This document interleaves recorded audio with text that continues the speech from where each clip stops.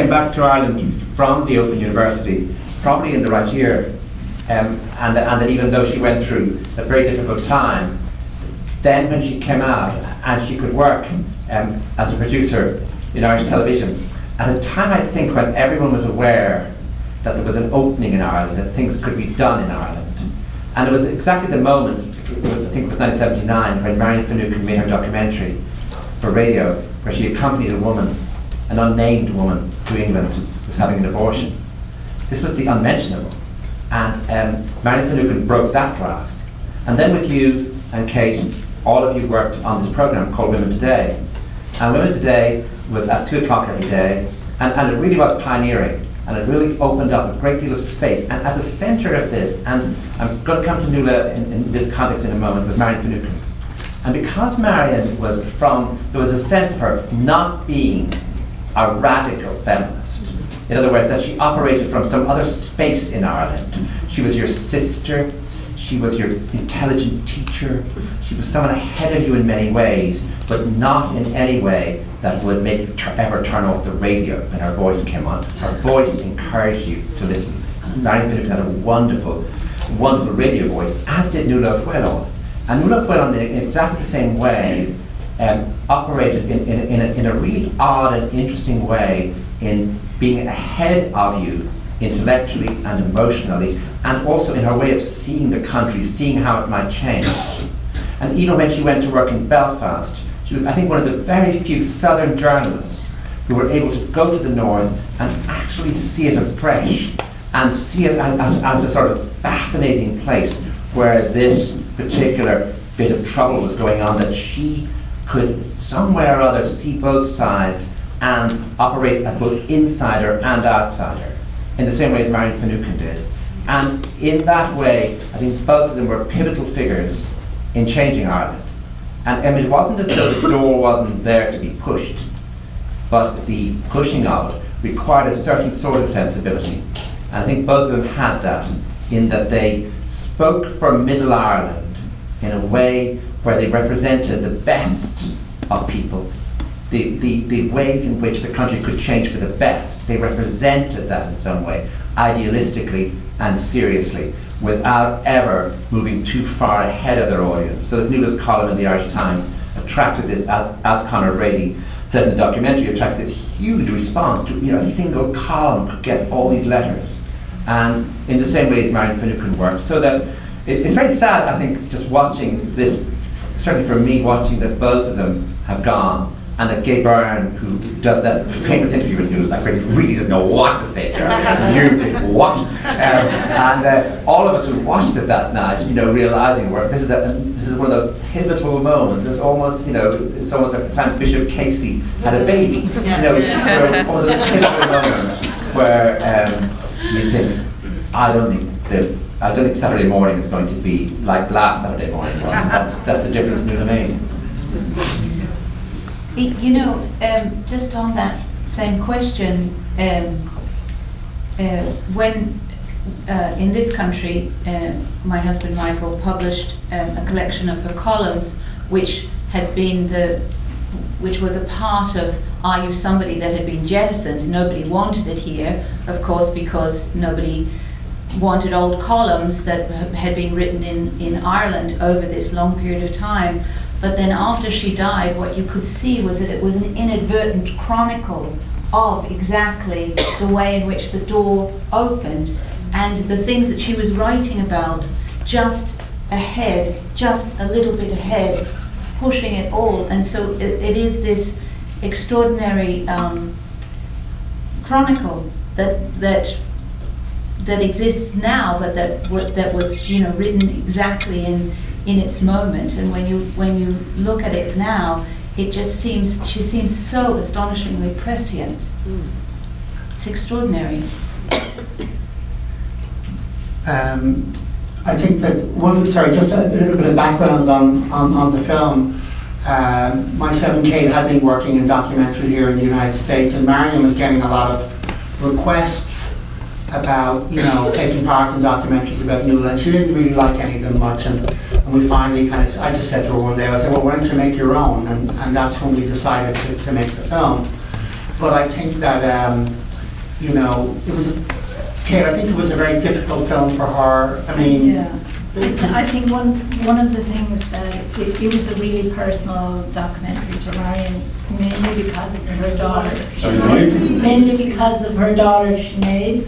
When Sinead died at the age of 7, and Marion never really got over that. I think the pain was always with her, and I think one of the reasons that friendship she had with Nuala was so strong was because Nuala was there when Sinead was dying. Nuala was a great friend, and she was able to speak with her very, very honestly, I think, about death. And Nuala never really, you know, put any, she never like sugarcoated it. So they talked very much like that.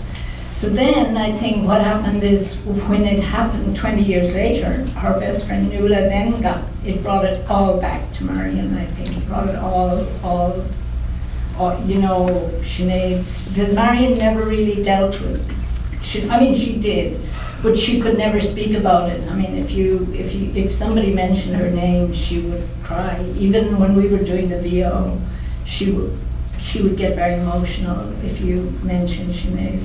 Did you know that wherever Nuala was in the world, she flew back on the anniversary of Sinead's death to spend that day with Marion? Yes, they were very close. I think they walked the hills essentially to deal with it.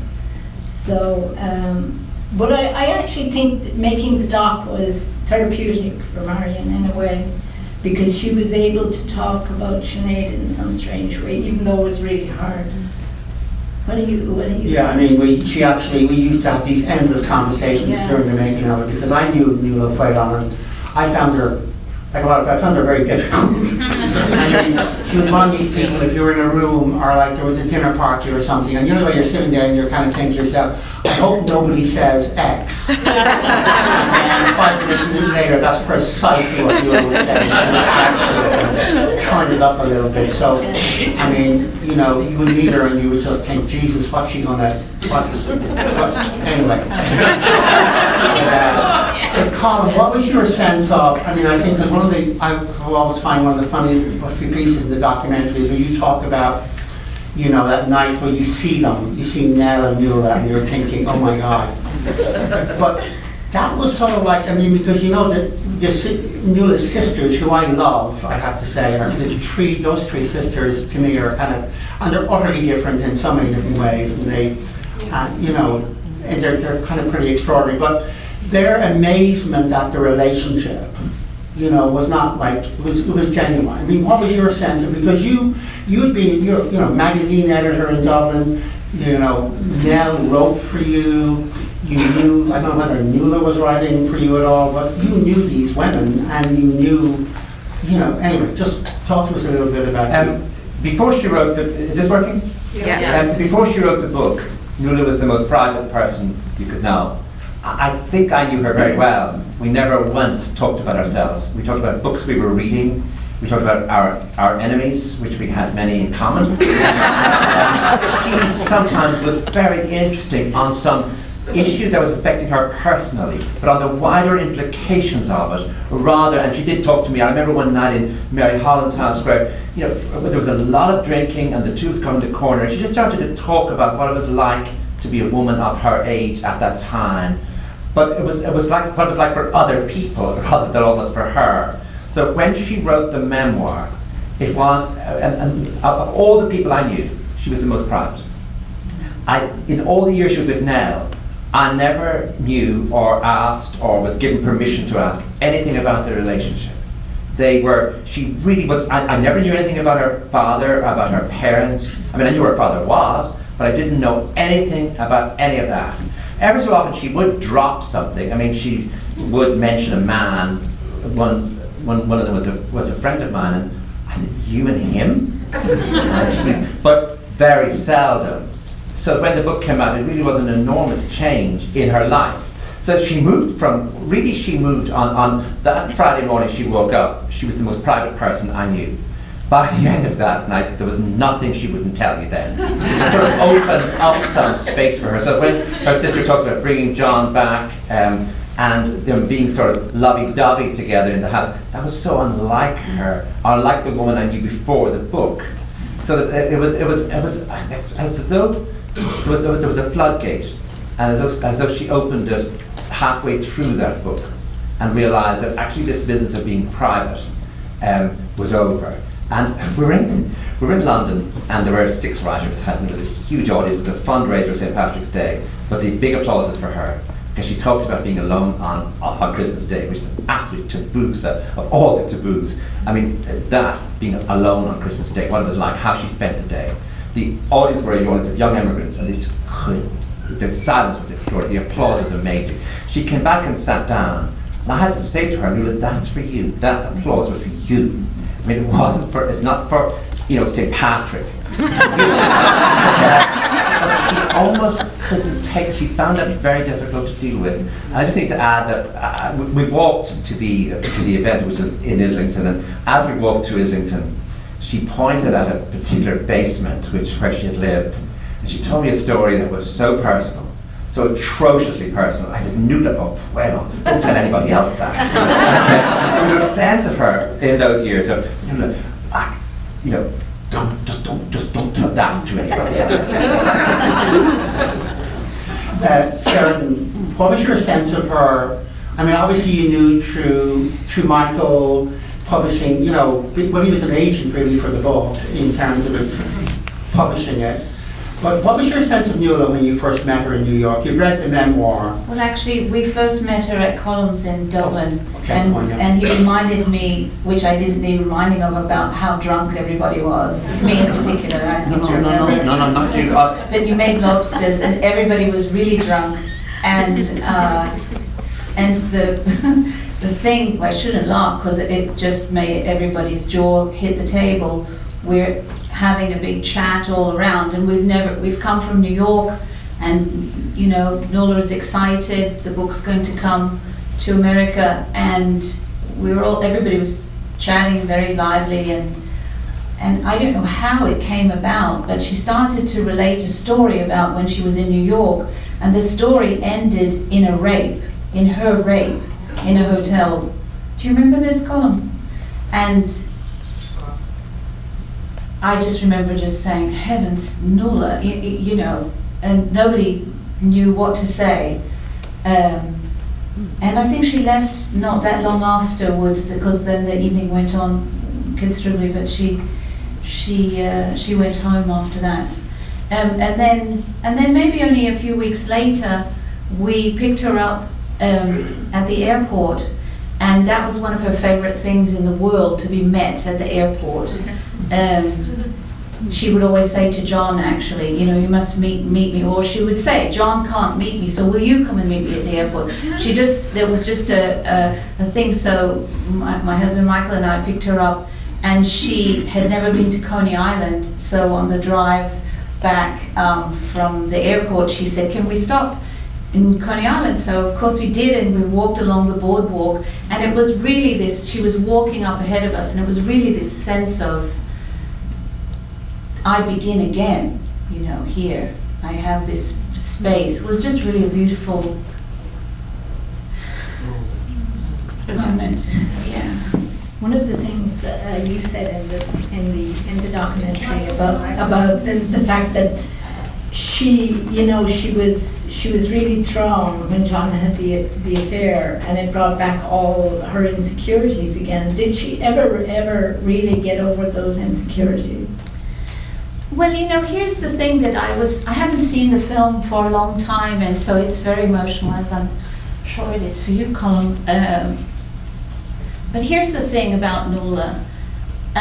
It's sort of a commonplace, and it kept coming up in the documentary about the people pointing out what is a kind of commonplace, that when you are a child who has suffered emotional deprivation, the development of your intellect and the solace in the exploration of your own intelligence, let alone if you happen to be brilliant and incredibly studious, as the way that Nuala was, you know, those two things, you can say that the intellectual development is compensatory, right? That sounds sort of dismissive, because it isn't just a compensation, it becomes the way in which one sustains oneself. And what I kept thinking is, obviously Nuala was terrified of abandonment, and you had to be very, very scrupulous with her because she was primed for betrayal. So as a friend, you know, she would never let any of her friends speak to any of her other friends because she had just a deathly fear of people speaking about her behind her back. So we didn't know we didn't know each other until after she died. But the thing that nobody sort of really pointed out was that there was satisfaction that she had in closing the door, in shutting the door on John, on me, on everyone, and being alone, and really retreating into the solace of her intellectual satisfactions. And, you know, so in terms of sort of her always being kind of damaged in that way, I just feel like I want to make the point that there was tremendous satisfactions, and that she was satisfied alone a lot of the time. As she wanted to be loved, but it was very difficult for her to believe that she was loved, as anybody who had suffered that kind of emotional deprivation would feel. But she also, it was really important to her to be able to shut the door on everybody. And some of the going back and forth had to do with that. You know, I'm shutting the door on Ireland, I'm shutting the door on America, and, you know, and being in the different places. But I just feel like that there was obviously the suffering is apparent, but the satisfactions aren't apparent. That's what I wanted to sort of point out.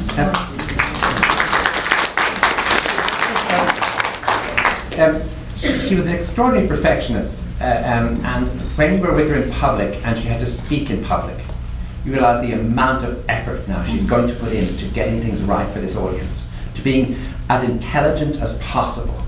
People talk about her in University College Dublin as a young academic, her seminars on late Henry James, just how challenging she could be, and just how brilliant she could be, and how incisive she could be, and how restless she was, in that she wanted to move from that environment to Open University, which was the great dream, was part of that great dream that they used to have in our neighbouring island of openness.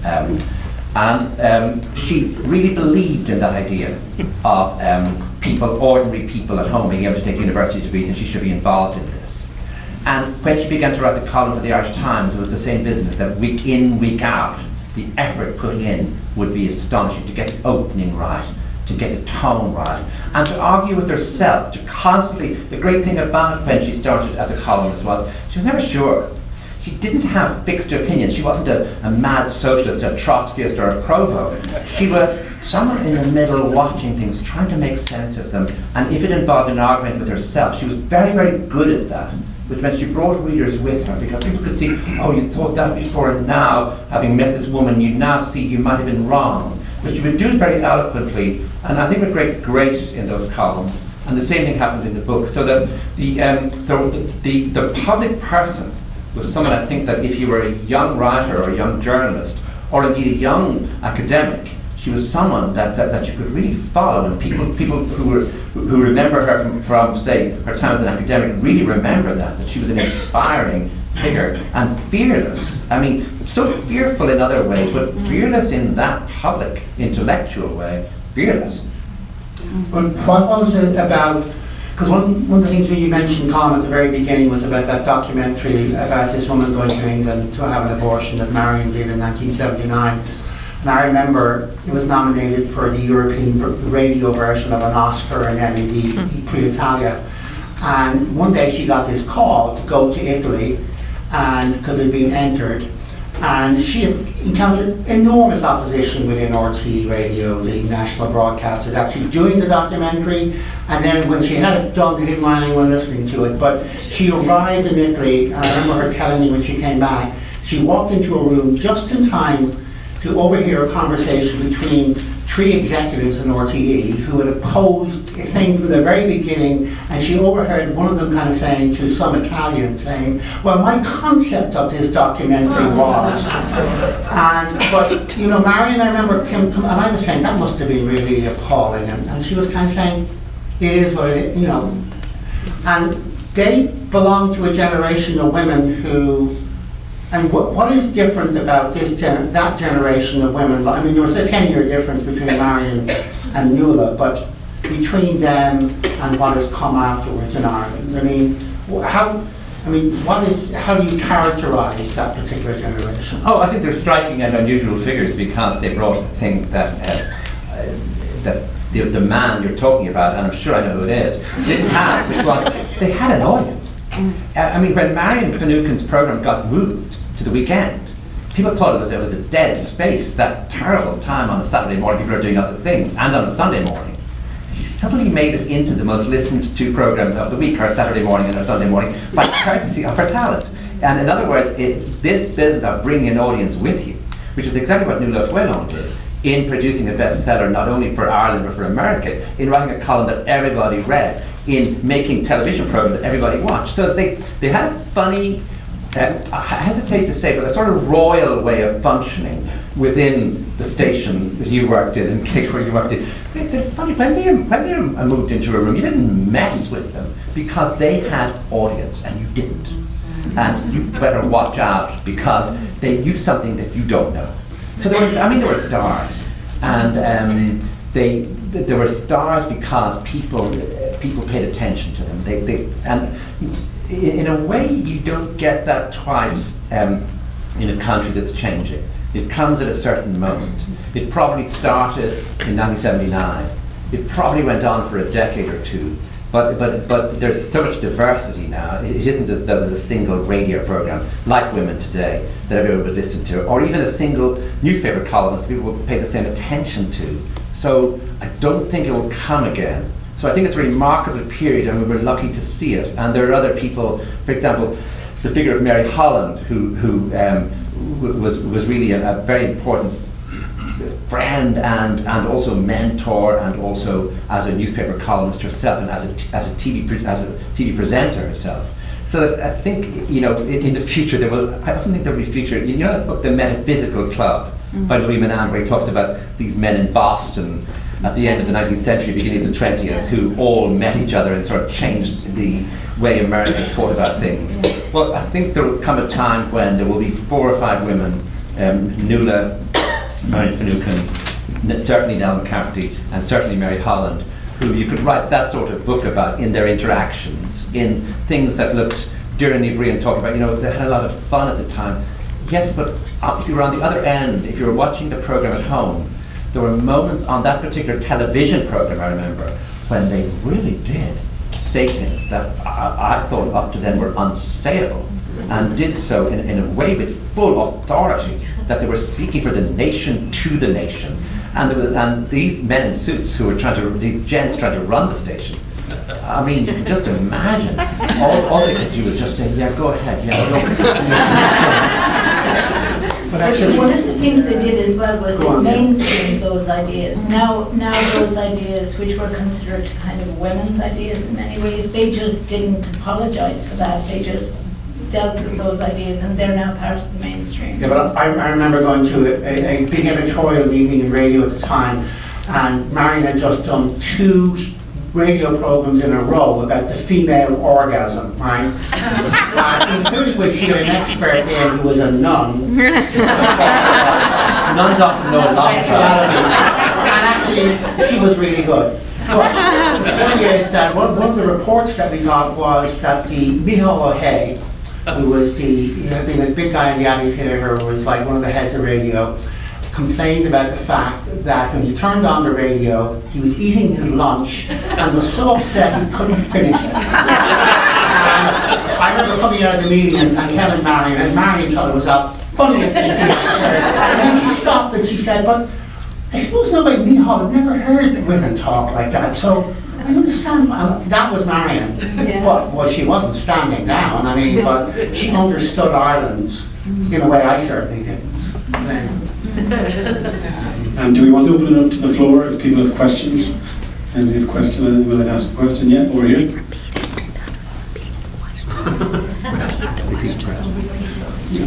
I'll repeat the question.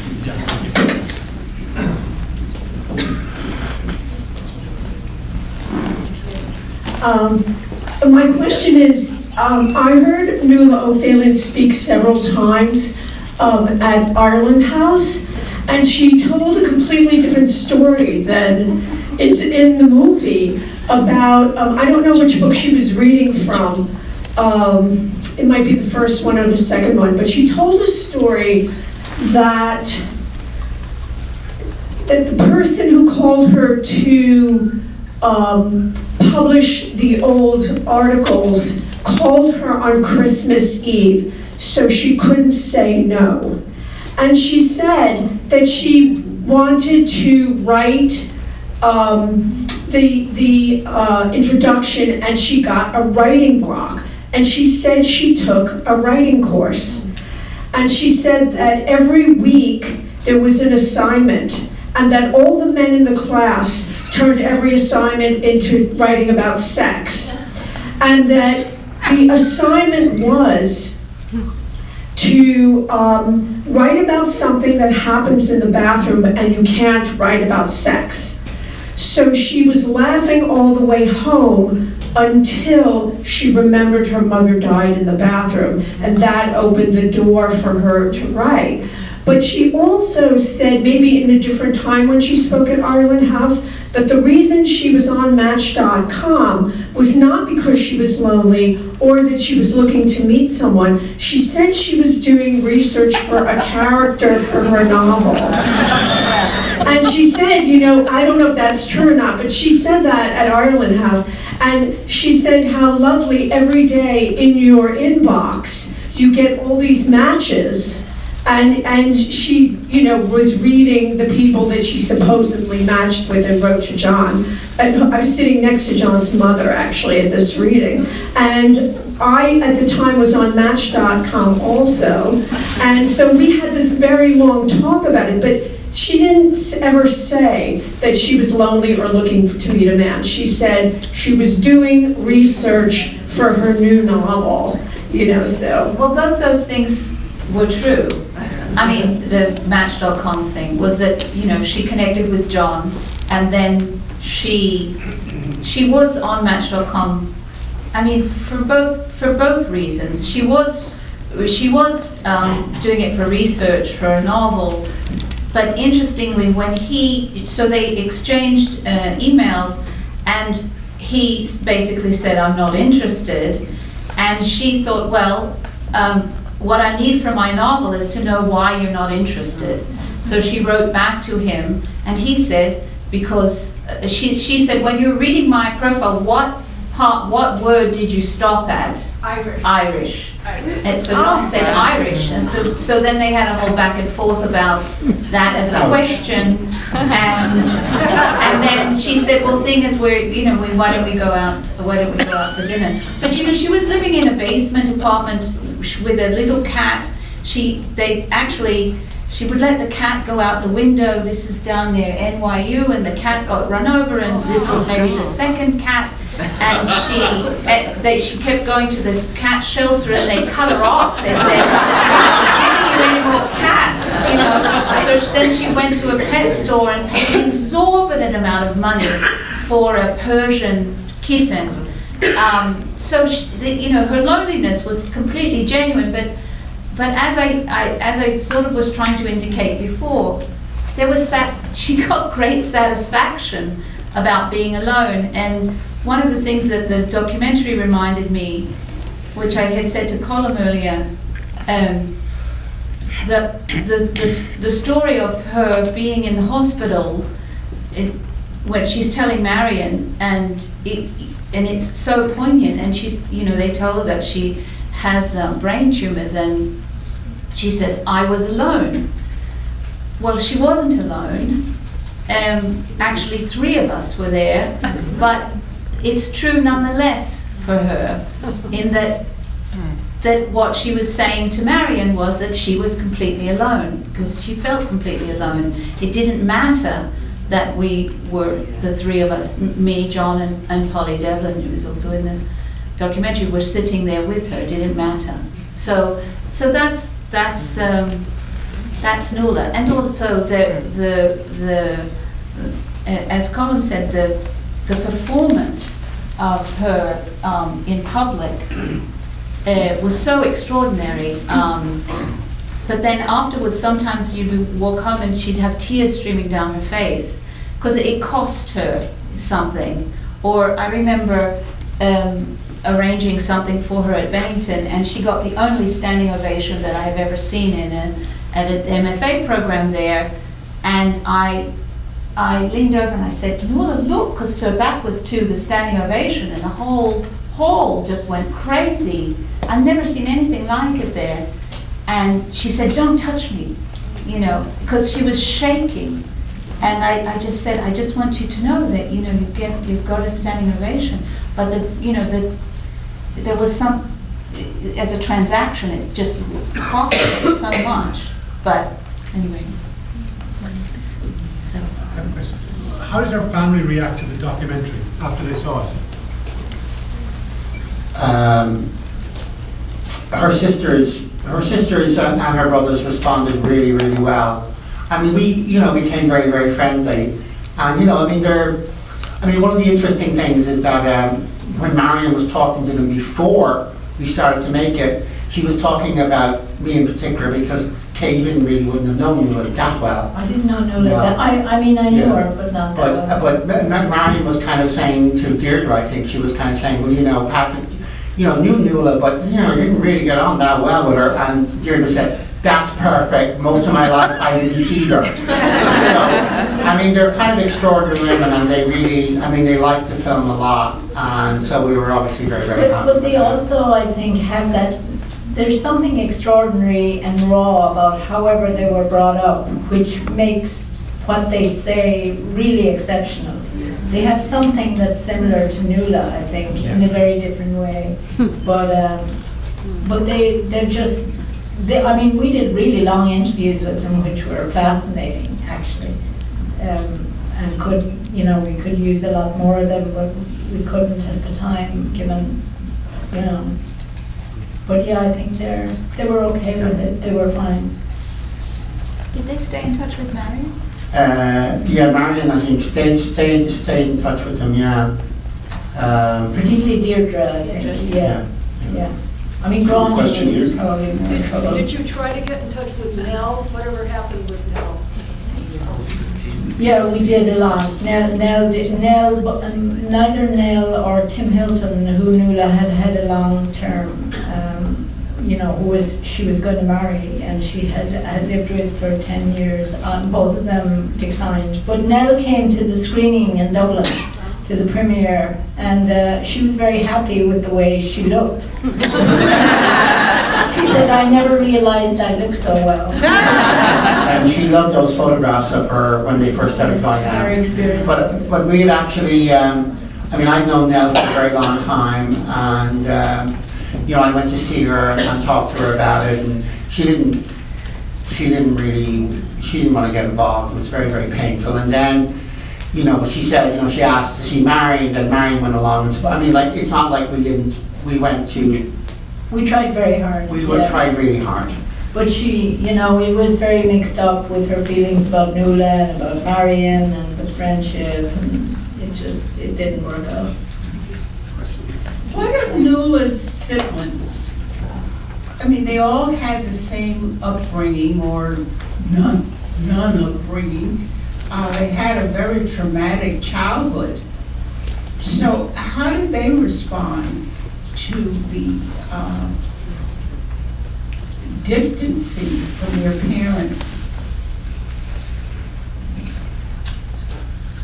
I'm not sure I understand. How did their siblings respond to the book in terms of the not so much the book, but their upbringing. Nuala is outstanding in that she, she became a great orator and writer, but what of her siblings? Well, I think Deirdre, they always used to say that she got married when she was 17 and had a very happy relationship, and she's the most balanced of them in many ways. I think Grania, the eldest, was very troubled because of what she had gone through and the bits of son to heroin. Yeah, after that, yeah. Heroin overdose. But Nell and Nuala had actually looked up and found Grania's daughter in later years, and she. Yeah, actually at the end of the film, because we wanted to kind of set up fast, there's actually a whole thing about why Nell didn't take part in the documentary. Yeah. There's also something about Grania finding her son as well. So we have anyway. We saw a segment in the movie where Frank McCourt went on American TV with Nuala, and here is Malachy McCourt.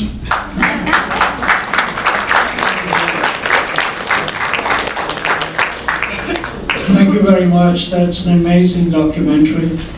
And my question is, Nuala seemed to live the life of a very wealthy person, dashing back and forth across the Atlantic, buying property, being able to live very well. And I was wondering, she didn't have did she have a permanent source of income, or was she taken care of? Can I just repeat the question? You were getting around an awful lot back between Ireland and the United States, and properties here and there. So you guys in the publishing business, can you explain, did she have an income? And what was the source of that income? It's so secretive. She wouldn't take a taxi because it was too expensive. She would say, no, we must walk. Or she would always want to go on shopping expeditions and refuse to buy anything because it was too expensive. So, she had all sorts of economies, and when she was sick, it was a complete shock to everyone that she made a list of her siblings and her close friends, and she left us all money, and she made do you know this with Marion? So is it okay to say? Oh, absolutely. Yes. She made a lunch date with Marion, and she handed her a check for $1 million for Marion's charity in Africa that supports AIDS orphans. It's called, what's it called? It's called Friends in Ireland. Friends in Ireland. Yeah. And the lawyer, Marion's lawyer, said that she must write a note. Nuala must write a note saying, I'm in sound mind, I'm not insane, and Marion was not coerced me into, handing over this money. So it might seem like she was sort of jetting about, but she got a lot of money for the novel after Are You Somebody. She got practically nothing for Are You Somebody when it was sold. Michael probably remembers how much. But not very much. And then, so the royalties generated. I mean, just to answer your question before, she got all these advances. She lived like an ordinary journalist in Dublin. And in other words, she had bought a house many years before, and she lived a very frugal life. So the difference was that suddenly money came in, which meant she could fly the Atlantic and live in a way, sort of her dream life. But before that, it wasn't like that at all. No. She left you something, Colm. She told me that I was to stop. She told me I was to stop. She didn't leave me very much. She told me I was to stop working and just go and actually try and enjoy myself for a change. And so she left me some money to do that, and I tried.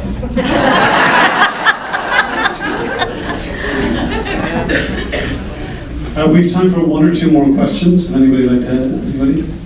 I don't have a question, but I have a little story. You might think I'm very naive, but I just love books and I love Irish literature. 2 years ago, I was very sick, and I couldn't move at all. And later on, I was in rehab, and I couldn't get up from this room. I only saw this room where I was in. And then when I started to walk a little bit with the walker, I walked in the corridors, and there was a little room, and I went in, and there were lots of books there. And I couldn't sleep. Every night I was awake. So I looked at all the books, and I picked 2 books. One was Are You Somebody? And the second was Elegance of Hedgehogs. It was a French writer, I forgot her name. And I brought these 2 books. First I started to read Are You Somebody? I read the whole night. I loved it, right? And then I finished the other book also. Then I said to myself, Bina, steal these 2 books. Steal them, I love them so much. And then I said, oh, you sick, and you're gonna be thief, and then God is gonna punish you and you will never be well. So I didn't steal them. So then I came home, I had to recover, it took many, many months. So this name escaped me. I come here to see a play tonight. Really, I'm a press person. I came here to see a play, a theater festival. So I found out it's a documentary. So I still did not realize. And I'm watching and I said, something seems a little familiar. Something seems familiar. And it seemed like I'm so stupid and I love books and I was very ill. And then when I saw the cover, Are You Somebody? The whole story came back. The whole story.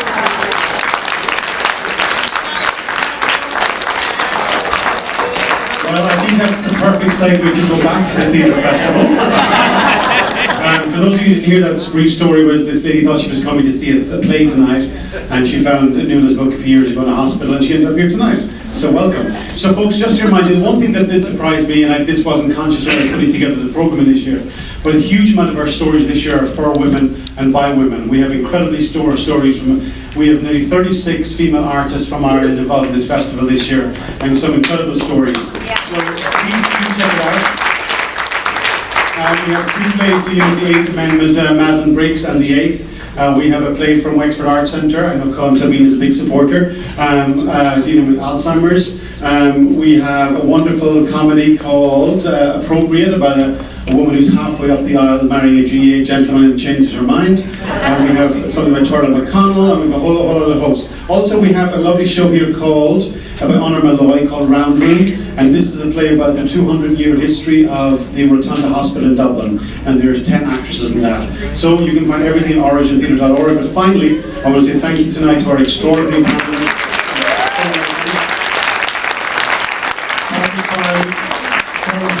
Sheridan Hay and Farrelly. Thank you so much. Also, thank you, George, and thank you very much for George and First Theatre Festival, and for everybody coming tonight. Thank you.